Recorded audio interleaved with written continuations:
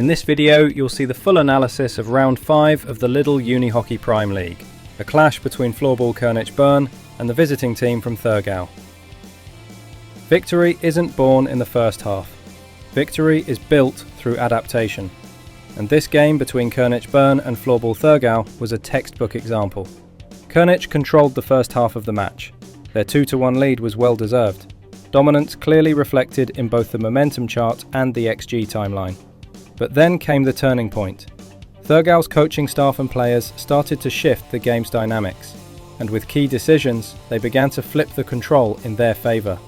From the midpoint on, aside from a short lapse late in the second period, Thurgau took over the flow of the match, and starting from the third period, their decision to roll just 2 lines proved spot on. The third period belonged entirely to Thurgau, with an XG of 1.54 to Königs' 0.87 and 4 goals, including clinical use of special situations. They completely turned the game around. These power play opportunities weren't gifts. Thurgau earned them through relentless pressure and clear dominance in the final third. The deciding factor? Game speed. Thurgau fired 19 one-timer shots compared to Königs' 14. More importantly, 17 one-touch pass sequences before a shot for Thurgau, compared to only 9 for Königs. That's a stat that reveals a team's ability to make quick, decisive plays and create danger with minimal touches. And in that department, Mariotti was in a league of his own.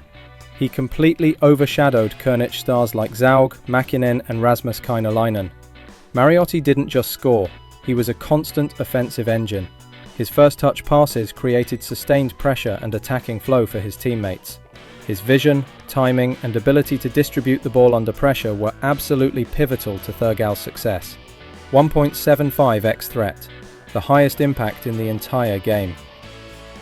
In the team shooting stats, we can clearly see a contrast in attacking styles. Königs created chances mostly through pressing, recovering balls in the offensive zone and capitalising quickly.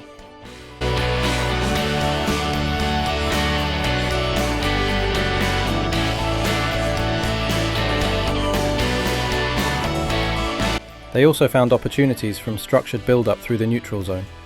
Thurgau, on the other hand, leaned into their strengths: fast counter-attacks and clear shot creation from settled play in the offensive zone. When we dive into line performance, the difference becomes even sharper. Königs' first line, led by Jan Zaug, won their mini-match 2-1, outperforming their opponents in several key parameters. But their second unit, including Astala, Kainalainen and Hermler, lost their segment 0-3. Both on the scoreboard and especially in one-timers, touches in finishing situations. This contrast between lines and between attacking styles offers an essential tactical insight. Success in modern floorball isn't just about the team plan, it's about line matchups and how you generate your chances. In the player report, we see where Königs' offensive threat came from. The first attacking unit led the charge. Most active shooters, Nelio Rotaris and Pascal Michel, both fed by the playmaker Jan Zaug. Zaug registered 6 assists to shot attempts, but what stands out is his style. He rarely plays one-touch passes. Instead, he prefers to deliver from motion, creating space before finding his teammates. One thing that really jumps off the page, a surprisingly weak contribution from Königs' Finnish imports. Aro Astala and Rasmus Kainalainen had little offensive impact, both in shooting and in build-up. On the Thurgau side, one name clearly stands out: Pablo Mariotti, a true one-touch specialist. Out of 6 shot attempts, 3 were one-timers. Even more impressively, 5 out of his 6 passes to teammates were also from a single touch.